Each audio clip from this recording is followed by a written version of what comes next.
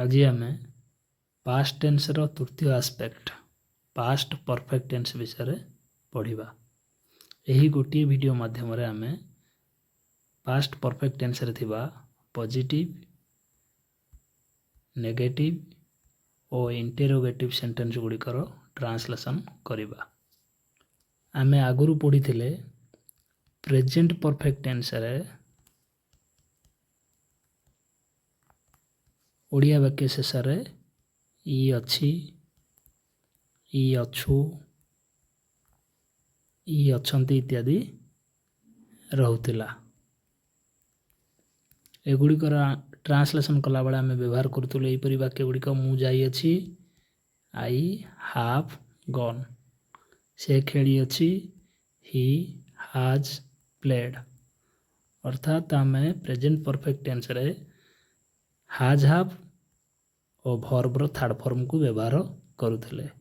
ठीक से परी पास्ट परफेक्ट टेन्स रे इ अच्छी इ अछु इ अछंती बदल रे आमे पाहिबा देखिबाकू इ थिलो इ थिला इ थिले इ थिलु इ थिली इत्यादि। प्रेजेंट परफेक्ट टेन्स रे आमे ट्रांसलेशन कला बेले जोंटी हाज हाव प्लस भर्बर थर्ड फॉर्म व्यवहार करुले। ठीक से परी पास्ट परफेक्ट टेन्स रे आमे हाज हाव रो पास्ट टेन्स होची हाड तापर भर्ब रो थर्ड फॉर्म व्यवहार करिबा। अर्थात पास्ट परफेक्ट टेन्स रे थिबा वाक्य गुड़िकर ट्रांसलेशन करिबार सूत्र हेउची प्रथमे आमे सब्जेक्ट बा कर्ता बसाइबा, तापर हेल्पिंग भर्ब हाड बसिबो, तापर जो मुख्य कार्यटी थिबो बा मेन भर्ब थिबो तार थर्ड फॉर्म बसिबो और शेष रे वाक्यर बलकांश किंबा कर्म जदि थाए बसिबो। यही सूत्र को व्यवहार करी आमे पास्ट परफेक्ट टेन्स रे थिबा ओडिया वाक्य गुड़िकर ट्रांसलेशन करिबा।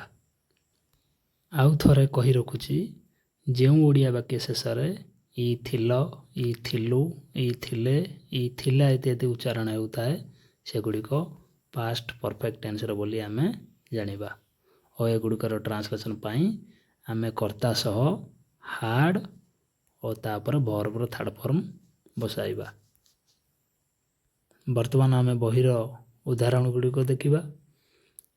मु प्रार्थना करिथिली आई हाड प्रार्थना करने को आमे को प्रे, प्रे रो थर्ड फॉर्म होउची बा पास्ट पार्टिसिपल फॉर्म होउची प्रेड, आई हाड प्रेड। आम्भे माने शेष करिथिलु वी हाड शेष करने को आमे को finish finish finished finished. Finish रो थर्ड फॉर्म बा पास्ट पार्टिसिपल फॉर्म होउची फिनिश्ड। तुम्भे शिक्षा देइथिलो यू हाड शिक्षा देबो को आमे को टीच, टीच रो थर्ड फॉर्म होउची टॉट बा पास्ट पार्टिसिपल फॉर्म होउची टॉट। तेणु आंसर आला यू हाड टॉट।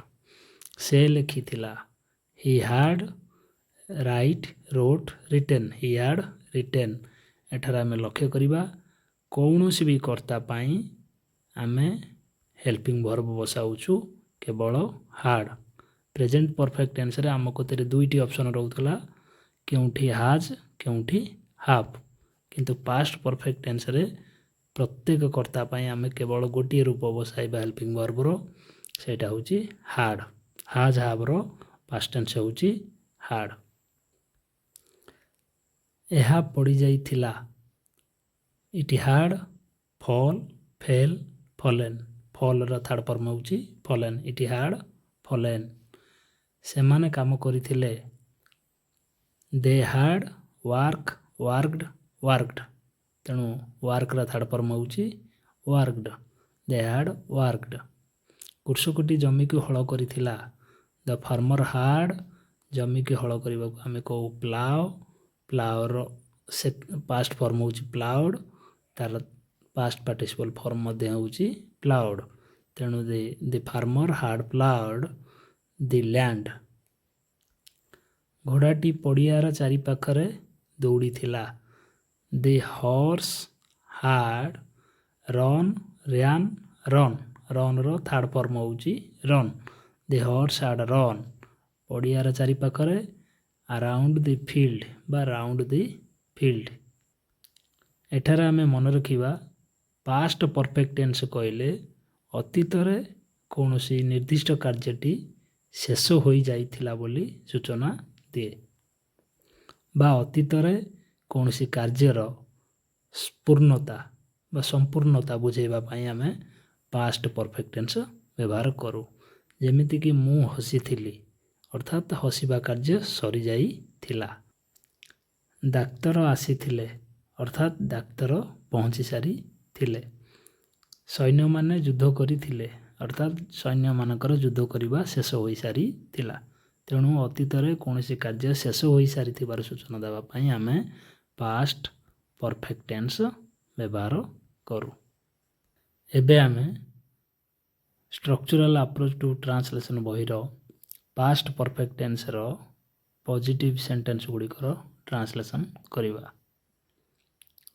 ମୁଁ ହସିଥିଲି, ଆଇ ହାର୍ଡ଼, ହସିବାକୁ ଆମେ କହୁ ଲାଫ୍, ତାର ସେକେଣ୍ଡ ପାଷ୍ଟ ଫର୍ମ ହେଉଛି ଲାଫ୍ଡ, ତାର ପାଷ୍ଟ ପାର୍ଟିସିପଲ୍ ଫର୍ମ ମଧ୍ୟ ଲାଫ୍ଡ।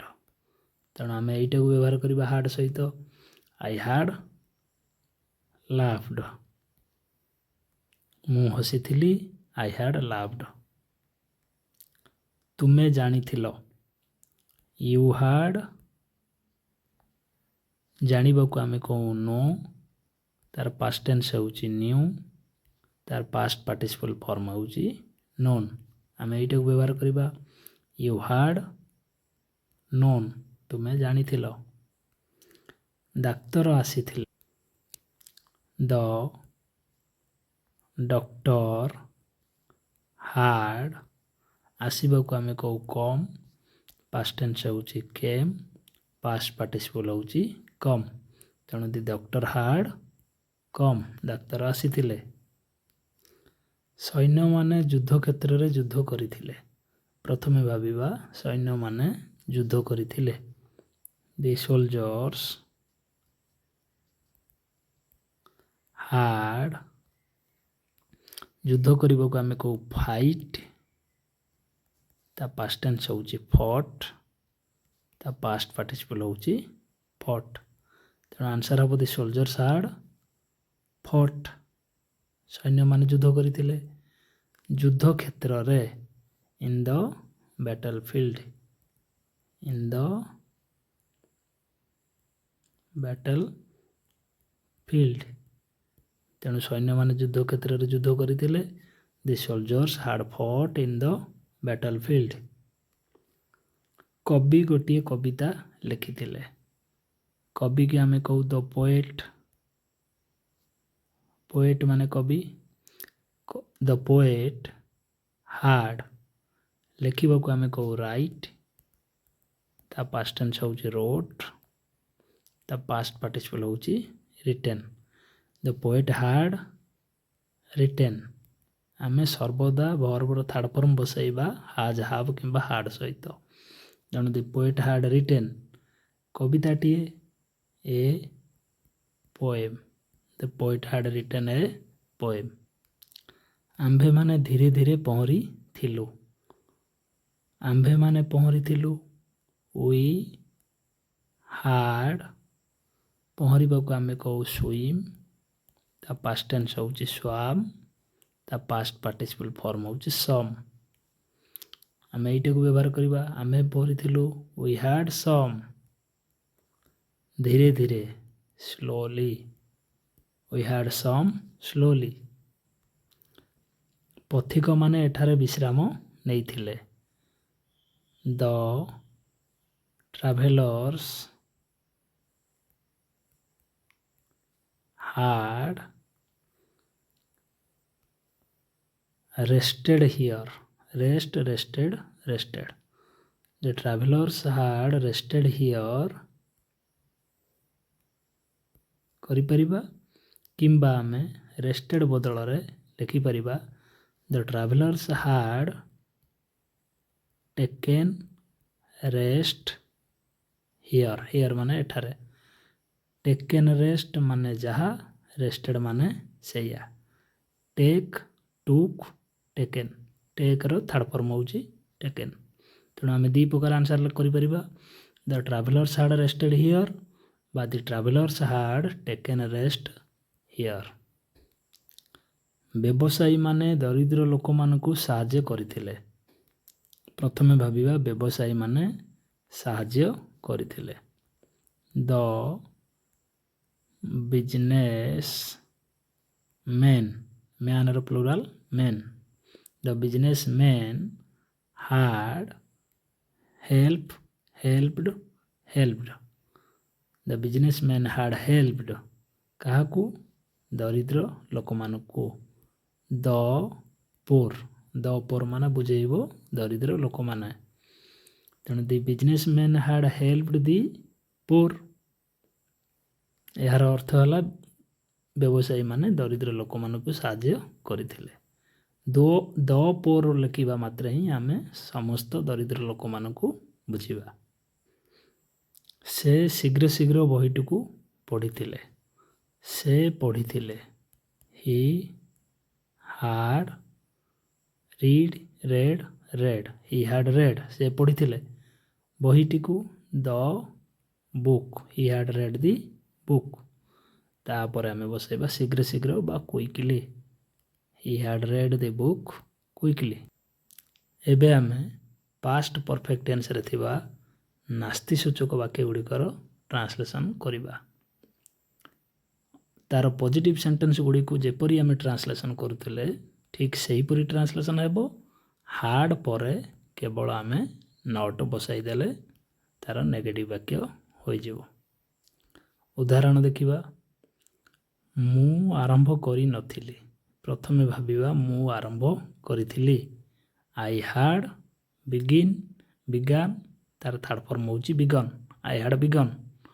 ଏବେ ଆମେ ତାର ମୁଁ ଆରମ୍ଭ କରିନଥିଲି ଭାବିଲେ ହାଡ଼ ପରେ କେବଳ ନଟ୍ ବସାଇ ଦେବା।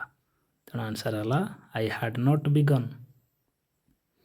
ଆମ୍ଭେମାନେ ଶେଷ କରିନଥିଲୁ। ପ୍ରଥମେ ଭାବିବା ଆମ୍ଭେମାନେ ଶେଷ କରିଥିଲୁ। ୱି ହାଡ଼ ଫିନିଶ୍ଡ। ଏବେ ଆମ୍ଭେମାନେ ଶେଷ କରିନଥିଲୁ ବୁଝେଇବା ପାଇଁ ହାଡ଼ ପରେ କେବଳ ନଟ୍ ବସାଇ ଦେବା। ୱି ହାଡ଼ ନଟ୍ ଫିନିଶ୍ଡ। ତାର ଅର୍ଥ ହେବ ଆମ୍ଭେମାନେ ଶେଷ କରିନଥିଲୁ। ତୁମ୍ଭେ ପଢ଼ିନଥିଲ। ପ୍ରଥମେ ଭାବିବା ତୁମ୍ଭେ ପଢ଼ିଥିଲ। ୟୁ ହାଡ଼ ରେଡ୍। ଏବେ ଆମେ ନଥିଲ କରିବା ପାଇଁ ହାଡ଼ ପରେ କେବଳ ନଟ୍ ବସାଇ ଦେବା। ତାହେଲେ ଆନ୍ସର୍ ହେଇଯିବ ୟୁ ହାଡ଼ ନଟ୍ ରେଡ୍। ସେ କହିନଥିଲେ। ପ୍ରଥମେ ଭାବିବା ସେ କହିଥିଲେ। ହି ହାଡ଼ ସେଡ୍। ସେ ସେଡ୍। ହି ହାଡ଼ ସେଡ୍। ତାପରେ କହିନଥିଲେ ବୁଝେଇବା ପାଇଁ ହାଡ଼ ପରେ କେବଳ ଆମେ ନଟ୍ ବସାଇ ଦେବା। ସେ କହିନଥିଲେ। ହି ହାଡ଼ ନଟ୍ ସେଡ୍। ସେ ତିଆରି କରିନଥିଲେ। ପ୍ରଥମେ ଭାବିବା ସେ ତିଆରି କରିଥିଲେ। ସି ହାଡ଼ ମେଡ୍। ଥାର୍ଡ଼ ଫର୍ମ ହେଉଛି ମେଡ୍। ସି ହାଡ଼ ମେଡ୍। ଏବେ ଆମେ ଯଦି ବୁଝେଇବା ସେ ତିଆରି କରିନଥିଲେ ତେବେ ଆନ୍ସର୍ ହେଇଯିବ ସି ହାଡ଼ ନଟ୍ ମେଡ୍। ସେମାନେ ପ୍ରାର୍ଥନା କରିନଥିଲେ। ପ୍ରଥମେ ଭାବିବା ସେମାନେ ପ୍ରାର୍ଥନା କରିଥିଲେ। ଦେ ହାଡ଼ ପ୍ରେଡ୍। ପ୍ରାର୍ଥନା କରିନଥିଲେ ବୁଝେଇବା ପାଇଁ ହାଡ଼ ପରେ କେବଳ ନଟ୍ ବସାଇ ଦେବା। ତେଣୁ ଆନ୍ସର୍ ହେଇଯିବ ସେମାନେ ପ୍ରାର୍ଥନା କରିନଥିଲେ। ଦେ ହାଡ଼ ନଟ୍ ପ୍ରେଡ୍। ଏହିପରି ଭାବେ ଆମେ ଦେଖିଲୁ ପାଷ୍ଟ ପରଫେକ୍ଟ ଟେନ୍ସରେ ଥିବା ନେଗେଟିଭ୍ ସେଣ୍ଟେନ୍ସ ଗୁଡ଼ିକର ଟ୍ରାନ୍ସଲେସନ୍ କରିବା ପାଇଁ ଆମେ ପ୍ରଥମେ ତାର ପଜିଟିଭ୍ ସେଣ୍ଟେନ୍ସର ଟ୍ରାନ୍ସଲେସନ୍ ଭାବିଥାଉ। ତାପରେ ହାଡ଼ ପରେ ନଟ୍କୁ ବସାଇଥାଉ। ଏହିପରି ଉପାୟରେ ପାଷ୍ଟ ପରଫେକ୍ଟ ଟେନ୍ସର ନେଗେଟିଭ୍ ସେଣ୍ଟେନ୍ସ ଗୁଡ଼ିକର ଟ୍ରାନ୍ସଲେସନ୍ କରାଯାଏ। ବର୍ତ୍ତମାନ ଆମେ ବହିର ଏକ୍ସରସାଇଜ୍ କରିବା। ପାଷ୍ଟ ପରଫେକ୍ଟ ଟେନ୍ସରେ ଥିବା ନେଗେଟିଭ୍ ସେଣ୍ଟେନ୍ସ ଗୁଡ଼ିକର ଟ୍ରାନ୍ସଲେସନ୍ ଶିଖିବା। ସେ ଯାଇନଥିଲେ। ପ୍ରଥମେ ଭାବିବା ସେ ଯାଇଥିଲେ। ହି ହାଡ଼ ଯିବାକୁ ଆମେ କହୁ ଗୋ। ତା ପାଷ୍ଟ ଟେନ୍ସ ହେଉଛି ୱେଣ୍ଟ। ତା ପାଷ୍ଟ ପାର୍ଟିସିପଲ୍ ହେଉଛି ଗନ୍। ହି ହାଡ଼ ଗନ୍। ଏବେ ଆମେ ତାକୁ ଯଦି ନେଗେଟିଭ୍ କରିବା ହାଡ଼ ପରେ କେବଳ ବସାଇ ଦେବା ନଟ୍। ସେ ଯାଇନଥିଲେ। ହି ହାଡ଼ ନଟ୍ ଗନ୍। ପିଲାମାନେ ଦେଖିନଥିଲେ।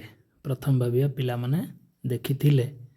ଦ ଚିଲଡ୍ରେନ୍ ହାଡ଼ ଦେଖିବାକୁ ଆମେ କହୁ ସି, ତା ପାଷ୍ଟ ଟେନ୍ସ ହେଉଛି ସ, ତା ପାଷ୍ଟ ପାର୍ଟିସିପଲ୍ ଫର୍ମ ହେଉଛି ସିନ୍। ଦ ଚିଲଡ୍ରେନ୍ ହାଡ୍ ସିନ୍। ଏବେ ଆମେ ଯଦି ତାକୁ ନେଗେଟିଭ୍ କରିବା ତାହେଲେ ହାଡ୍ ପରେ ନଟ୍ ବସାଇଦେବା। ପିଲାମାନେ ଦେଖିନଥିଲେ, ଦ ଚିଲଡ୍ରେନ୍ ହାଡ୍ ନଟ୍ ସିନ୍। ଡାକ୍ତର ଆସିନଥିଲେ, ଦି doctor had not come. The doctor had not come. ତୁମେ କହିନଥିଲ, you had not। କହିବାକୁ ଆମେ କହୁ speak ବା ସେ। ଯଦି speak ବ୍ୟବହାର କରିବା, speak ର ସେକେଣ୍ଡ ଫର୍ମ ପାଷ୍ଟ ଫର୍ମ ହେଉଛି spoke, ତା ପାଷ୍ଟ ପାର୍ଟିସିପଲ୍ ଫର୍ମ ହେଉଛି spoken। ଯଦି ସେ ବ୍ୟବହାର କରିବା, ତାର ପାଷ୍ଟ ଟେନ୍ସ ହେଉଛି said, ତା ପାଷ୍ଟ ପାର୍ଟିସିପଲ୍ ଫର୍ମ ହେଉଛି said। ତ ଏଠାରେ ଆମେ said ଲେଖିଦେବା। ତୁମେ କହିନଥିଲ, you had not said। ସେମାନେ ଘରେ ଶୋଇନଥିଲେ, ପ୍ରଥମେ ଭାବିବେ ସେମାନେ ଶୋଇଥିଲେ। They had slept। They had slept। ଘରେ at home। ବର୍ତ୍ତମାନ ଯଦି ଆମେ କରିବା ଶୋଇନଥିଲେ, ତେବେ had ପରେ ବସିଯିବ not। ଆନ୍ସର ହୋଇଯିବ they had not slept at home। ଦୋକାନୀଟି ମୋତେ ଚିନି ଦେଇ ନଥିଲା, ପ୍ରଥମେ ଭାବିବା ଦୋକାନୀଟି ଦେଇଥିଲା। ଦ shopkeeper had given। ମୋତେ ମି, ଚିନି ପାଇଁ ଆମେ ବସାଇବା sugar. The shopkeeper had given me sugar। ଏବେ ଯଦି ଏହାକୁ ନେଗେଟିଭ୍ କରିବା, ତେବେ had ପରେ କେବଳ ନଟ୍ ବସାଇବା। ଦୋକାନୀଟି ମୋତେ ଚିନି ଦେଇନଥିଲା, ଦ shopkeeper had not given me sugar। ଗାଈମାନେ ପଡ଼ିଆରେ ଚରି ନଥିଲେ, ଦ cows had not। ଚରିବାକୁ ଆମେ କହୁ graze, ତାର ପାଷ୍ଟ ଫର୍ମ grazed, ତାର ପାଷ୍ଟ ପାର୍ଟିସିପଲ୍ ଫର୍ମ ହେଉଛି grazed। ତେଣୁ ଗାଈମାନେ ଚରି ନଥିଲେ, ଦ cows had not grazed। ପଡ଼ିଆରେ in the field। ଗାଈମାନେ ପଡ଼ିଆରେ ଚରି ନଥିଲେ, the cows had not grazed in the field। ଛାତ୍ରମାନେ ବହିଟି ପଢ଼ିନଥିଲେ, the students had not had not read ବହିଟି, the book। the students had not read the book। ବର୍ତ୍ତମାନ ସୁଦ୍ଧା ଆମେ ଦେଖିଲେ ପାଷ୍ଟ ପରଫେକ୍ଟର ବାକ୍ୟ ଗୁଡ଼ିକର ଟ୍ରାନ୍ସଲେସନ୍ କରିବାକୁ ଆମେ had ପ୍ଲସ୍ ଭର୍ବର ଥାର୍ଡ଼ ଫର୍ମ ବ୍ୟବହାର କରୁଛେ। ଆଉ ସେଗୁଡ଼ିକର ନେଗେଟିଭ୍ କରିବାକୁ ହେଲେ ଆମେ had ପରେ not, ତାପରେ ଭର୍ବର ଥାର୍ଡ଼ ଫର୍ମ ବସାଉଛେ। ଠିକ୍ ସେହିପରି ବର୍ତ୍ତମାନ ଆମେ ପାଷ୍ଟ ପରଫେକ୍ଟ ଟେନ୍ସରେ ଥିବା ପ୍ରଶ୍ନସୂଚକ ବାକ୍ୟ ଗୁଡ଼ିକର ଟ୍ରାନ୍ସଲେସନ୍ କରିବା। ଆମେ ଜାଣୁ ପ୍ରଶ୍ନସୂଚକ ବାକ୍ୟ ଗୁଡ଼ିକର ଟ୍ରାନ୍ସଲେସନ୍ କରିବା ବେଳେ ଆମକୁ ସର୍ବଦା ବାକ୍ୟ ମୂଳରେ କୌଣସି ନା କୌଣସି ହେଲ୍ପିଂ ଭର୍ବ ବସାଇବାକୁ ପଡ଼ିଥାଏ। ପାଷ୍ଟ ପରଫେକ୍ଟ ଟେନ୍ସରେ ହେଲ୍ପିଂ ଭର୍ବ କିଏ ନା had। ତେଣୁ ଆମେ ଏପରି ବାକ୍ୟ ଗୁଡ଼ିକର ପ୍ରଥମେ ପଜିଟିଭ୍ ସେଣ୍ଟେନ୍ସର ଟ୍ରାନ୍ସଲେସନ୍ ଭାବିବା, ସେଥିରେ ଯେଉଁ had ପାଇବା ତାକୁ ବାକ୍ୟ ମୂଳକୁ ନେଇ ଆସିବା। ଏହାପରେ ତା'ର ପ୍ରଶ୍ନସୂଚକ ବାକ୍ୟ ହୋଇଯିବ। ଏବେ ଆମେ ଉଦାହରଣ ଗୁଡ଼ିକ ଦେଖିବା। ମୁଁ ପଡ଼ିଯାଇଥିଲି କି, ପ୍ରଥମେ ଭାବିବା ମୁଁ ପଡ଼ିଯାଇଥିଲି। ଥିଲି। I had fall, fell, fallen. I had fallen. ଏବେ ଏହାକୁ ପ୍ରଶ୍ନସୂଚକ କରିବା ପାଇଁ ଆମକୁ ହାର୍ଡ଼କୁ ବାକ୍ୟ ମୂଳକୁ ଆଣିବାକୁ ପଡ଼ିବ। ତେଣୁ ଆନ୍ସର୍ ହୋଇଯିବ ହାର୍ଡ଼ ଆଇ ଫଲେନ୍, ମୁଁ ପଡ଼ିଯାଇଥିଲି କି। ପରବର୍ତ୍ତୀ ବାକ୍ୟ ଦେଖିବା, ଆମ୍ଭେମାନେ ଶୋଇଥିଲୁ କି। ପ୍ରଥମ ଭାବିବା ଆମ୍ଭେମାନେ ଶୋଇଥିଲୁ। We had slept. We had slept. ଏହାକୁ ପ୍ରଶ୍ନସୂଚକ କରିବାକୁ ହେଲେ ଆମକୁ ହାର୍ଡ଼କୁ ବାକ୍ୟ ମୂଳକୁ ଆଣିବାକୁ ପଡ଼ିବ। ତେଣୁ ଆନ୍ସର୍ ହୋଇଯିବ ହାର୍ଡ଼ ୱି ସ୍ଲେପ୍ଟ, ଆମ୍ଭେମାନେ ଶୋଇଥିଲୁ କି। ତୁମ୍ଭେମାନେ ଆଣିଥିଲ କି। ପ୍ରଥମେ ଭାବିବା ତୁମ୍ଭେମାନେ ଆଣିଥିଲ। You had brought. You had brought, ତୁମ୍ଭେମାନେ ଆଣିଥିଲ। ଏହାକୁ ପ୍ରଶ୍ନବାଚକ କରିବା ପାଇଁ ହାର୍ଡ଼କୁ ବାକ୍ୟ ମୂଳକୁ ଆଣିବା। ତାର ଆନ୍ସର୍ ହୋଇଯିବ ହାର୍ଡ଼ ୟୁ ବ୍ରଟ୍, ତୁମ୍ଭେମାନେ ଆଣିଥିଲ କି। ସେ କାମ କରିଥିଲା କି। ପ୍ରଥମେ ଭାବିବା ସେ କାମ କରିଥିଲା। ହି ହାର୍ଡ଼, କାମ କରିବାକୁ ଆମେ କହୁ ୱାର୍କ, ତାର ପାଷ୍ଟ ଟେନ୍ସ ୱାର୍କଡ, ତାର ପାଷ୍ଟ ପାର୍ଟିସିପଲ୍ ମଧ୍ୟ ୱାର୍କଡ। ହି ହାର୍ଡ଼ ୱାର୍କଡ, ସେ କାମ କରିଥିଲା। ଏହାକୁ ପ୍ରଶ୍ନବାଚକ କରିବାକୁ ହେଲେ ହାର୍ଡ଼କୁ ବାକ୍ୟ ମୂଳକୁ ଆଣିବାକୁ ପଡ଼ିବ। ତେଣୁ ଆନ୍ସର୍ ହୋଇଯିବ ହାର୍ଡ଼ ହି ୱାର୍କଡ। ଆଉ ପ୍ରଶ୍ନସୂଚକ ବାକ୍ୟର ଶେଷରେ ସର୍ବଦା କ୍ୱେଶ୍ଚିନ୍ ମାର୍କ ରହିବ। ସେମାନେ ଲେଖିଥିଲେ କି। ପ୍ରଥମେ ଭାବିବା ସେମାନେ ଲେଖିଥିଲେ। They had written, write wrote written, they had written. ହାର୍ଡ଼କୁ ଏବେ ବାକ୍ୟ ମୂଳକୁ ଆଣିଲେ ତାହେଲେ ଆନ୍ସର୍ ହୋଇଯିବ ହାର୍ଡ଼ ଦେ ରିଟେନ୍, ଲାଷ୍ଟକୁ କ୍ୱେଶ୍ଚିନ୍ ମାର୍କ। ପିଲାମାନେ ସେମାନଙ୍କର ଶିକ୍ଷକଙ୍କୁ ଭେଟିଥିଲେ କି। ପ୍ରଥମେ ଭାବିବା ପିଲାମାନେ ଭେଟିଥିଲେ। ଦ ବଏଜ୍ ବା the children, the boys had met, the boys had met. ସେମାନଙ୍କର ଶିକ୍ଷକଙ୍କୁ their teacher, the boys had met their teacher. ଏବେ ଏହାକୁ ପ୍ରଶ୍ନବାଚକ କରିବାକୁ ହେଲେ ହାର୍ଡ଼କୁ ବାକ୍ୟ ମୂଳକୁ ଆଣିବାକୁ ପଡ଼ିବ। ତାହେଲେ ଆନ୍ସର୍ ହୋଇଯିବ had the boys met their teacher. ଦର୍ଶକମାନେ ପୁରୀ ଯାଇଥିଲେ କି। ପ୍ରଥମେ ଭାବିବା ଦର୍ଶକମାନେ ଯାଇଥିଲେ। The visitors had gone. Puri to Puri, the visitors had gone to Puri. ଏହାକୁ ପ୍ରଶ୍ନବାଚକ କରିବାକୁ ହେଲେ ହାର୍ଡ଼ ବାକ୍ୟ ମୂଳକୁ ଆସିବ। ତେଣୁ ଆନ୍ସର୍ ହୋଇଯିବ had the visitors gun to Puri, ଲାଷ୍ଟକୁ କ୍ୱେଶ୍ଚିନ୍ ମାର୍କ। ଶ୍ରମିକମାନେ ସେମାନଙ୍କ ଦରମା ପାଇଥିଲେ କି। ପ୍ରଥମେ ଭାବିବା ଶ୍ରମିକମାନେ ସେମାନଙ୍କ ଦରମା ପାଇଥିଲେ। The workers had got their pay ମାନେ ଏଠି ବୁଝେଇବ ପାରିଶ୍ରମିକ। ଏବେ ଏହାକୁ ପ୍ରଶ୍ନବାଚକ କରିବାକୁ ହେଲେ ହାର୍ଡ଼କୁ ବାକ୍ୟ ମୂଳକୁ ଆଣିବାକୁ ପଡ଼ିବ। ତେଣୁ ଆନ୍ସର୍ ହୋଇଯିବ ଶ୍ରମିକମାନେ ସେମାନଙ୍କ ଦରମା ପାଇଥିଲେ କି। Had the workers got their pay. ଏହିପରି ଭାବେ ଆମେ ବର୍ତ୍ତମାନ ପାଷ୍ଟ ପରଫେକ୍ଟ ଟେନ୍ସରେ ଥିବା ପ୍ରଶ୍ନବାଚକ ବାକ୍ୟ ଗୁଡ଼ିକର ଟ୍ରାନ୍ସଲେସନ୍ କରିବା। ମୁଁ ଲେଖିଥିଲି କି। ପ୍ରଥମେ ଭାବିବା ମୁଁ ଲେଖିଥିଲି। I had written. ଏବେ ଆମେ ହାର୍ଡ଼କୁ ଯଦି ବାକ୍ୟ ମୂଳକୁ ନେଇ ଆସିବା ପ୍ରଶ୍ନବାଚକ କରିବା ପାଇଁ ତାହେଲେ ପାଇବା ଆନ୍ସର୍ ହାର୍ଡ଼ ଆଇ ରିଟେନ୍, ମୁଁ ଲେଖିଥିଲି କି।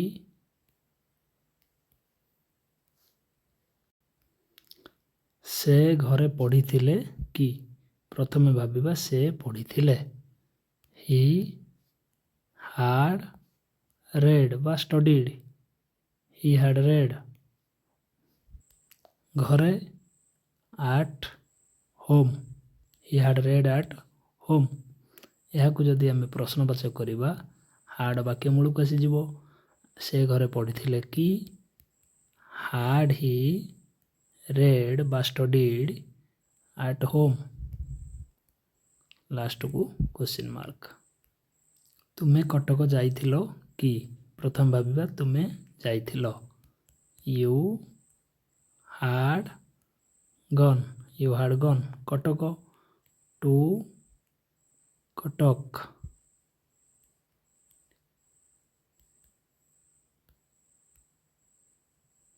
ବର୍ତ୍ତମାନ ଏହାକୁ ଯଦି ପ୍ରଶ୍ନବାଚକ ବାକ୍ୟ କରିବା ତେବେ ହାର୍ଡ଼କୁ ବାକ୍ୟ ମୂଳକୁ ଆଣିବା। ତେବେ ଆନ୍ସର୍ ହେଇଯିବ ତୁମେ କଟକ ଯାଇଥିଲ କି?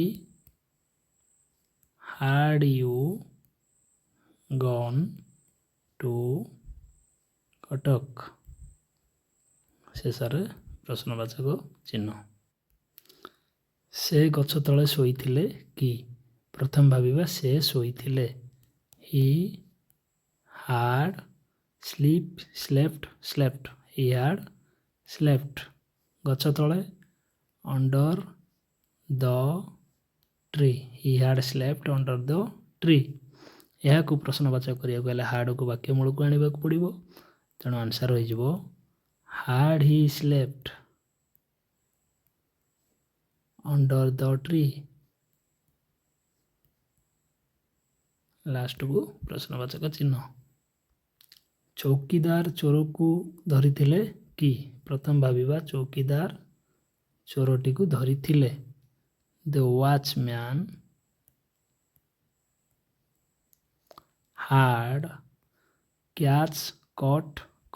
ହାର୍ଡ଼ କଟ୍ ଦ ଥିପ୍। THIEF thief. ଏବେ ଏହାକୁ ପ୍ରଶ୍ନବାଚକ କରିବାକୁ ହେଲେ ହାର୍ଡ଼କୁ ବାକ୍ୟ ମୂଳକୁ ଆଣିବାକୁ ପଡ଼ିବ। ତେଣୁ ଆନ୍ସର୍ ହୋଇଯିବ ଚୌକିଦାର ଚୋରଟିକୁ ଧରିଥିଲେ କି? Had the watchman cut the thief. ଶେଷରେ ପ୍ରଶ୍ନବାଚକ ଚିହ୍ନ। ବାଟୋଇମାନେ ସେଠାରେ ବିଶ୍ରାମ ନେଇଥିଲେ କି? ପ୍ରଥମ ଭାବିବା ବାଟୋଇମାନେ ବିଶ୍ରାମ ନେଇଥିଲେ। The travellers had taken rest.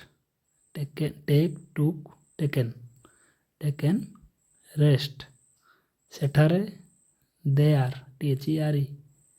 The travellers had taken rest there. ଏହାକୁ ପ୍ରଶ୍ନବାଚକ କରିବାକୁ ଗଲେ ହାର୍ଡ଼କୁ ବାକ୍ୟ ମୂଳକୁ ଆଣିବା। ତାହେଲେ ଆନ୍ସର୍ ହୋଇଯିବ had the travellers taken rest there. THERE। ଶେଷରେ ପ୍ରଶ୍ନବାଚକ ଚିହ୍ନ। ମଧୁବାବୁ ମୋତେ ସାହାଯ୍ୟ କରିଥିଲେ କି? ପ୍ରଥମ ଭାବିବା ମଧୁବାବୁ ସାହାଯ୍ୟ କରିଥିଲେ। ମଧୁବାବୁ ହାର୍ଡ଼ ହେଲ୍ପଡ୍ ମୋତେ ମି। ମଧୁବାବୁ ହାର୍ଡ଼ ହେଲ୍ପଡ୍ ମି। ଏହାକୁ ଯଦି ପ୍ରଶ୍ନବାଚକ କରିବା ହାର୍ଡ଼କୁ ବାକ୍ୟ ମୂଳକୁ ନେଇ ଆସିବା। ତେବେ ଆନ୍ସର୍ ହୋଇଯିବ ହାର୍ଡ଼ ମଧୁବାବୁ ହେଲ୍ପଡ୍ ମି। ଶେଷରେ ପ୍ରଶ୍ନବାଚକ ଚିହ୍ନ। ତୁମ୍ଭେମାନେ କାମଟିକୁ ଶେଷ କରିଥିଲ କି? ପ୍ରଥମେ ଭାବିବା ତୁମ୍ଭେମାନେ କାର୍ଯ୍ୟଟିକୁ ଶେଷ କରିଥିଲ। You had finished the work. You had finished the work. ଏହାକୁ ବର୍ତ୍ତମାନ ପ୍ରଶ୍ନବାଚକ କରିବାକୁ ହେଲେ ହାର୍ଡ଼କୁ ବାକ୍ୟ ମୂଳକୁ ଆଣିବା। ତାହେଲେ ଆନ୍ସର୍ ହୋଇଯିବ ତୁମ୍ଭେମାନେ କାମଟିକୁ ଶେଷ କରିଥିଲ କି? Had you finished the work. ଶେଷରେ ପ୍ରଶ୍ନବାଚକ ଚିହ୍ନ।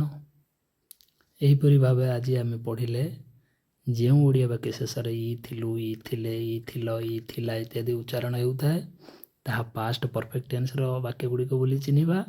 ସେଗୁଡ଼ିକର ଟ୍ରାନ୍ସଲେସନ୍ କରିବାକୁ ହେଲେ ଆମକୁ କର୍ତ୍ତା ସହ କେବଳ ହାର୍ଡ଼ ବସାଇବାକୁ ପଡ଼ିବ ଓ ମେନ୍ ଭର୍ବର ଥାର୍ଡ଼ ଫର୍ମ ବସାଇବାକୁ ପଡ଼ିଥାଏ। एपरी वाक्य गुड़िकर नेगेटिव करने पाई सेहीपरि हार्ड सहित केवल नॉट जोग करने को पड़ी था। सेहीपरि भाव में पास्ट परफेक्ट टेंस रे थिबा वाक्य प्रश्नवाचक वाक्य गुड़िकर ट्रांसलेशन करने को आमको प्रथमे तार पॉजिटिव सेंटेंस रो ट्रांसलेशन करने को पड़ी था और सही सेंटेंस रे थिबा हार्ड को वाक्य मूल को नहीं आसिले तार प्रश्नसूचक वाक्य हो जाए। If you want to learn complete translation structures and all grammar chapters in Odia, just subscribe to English Grammar Guru Odisha and hit the bell icon to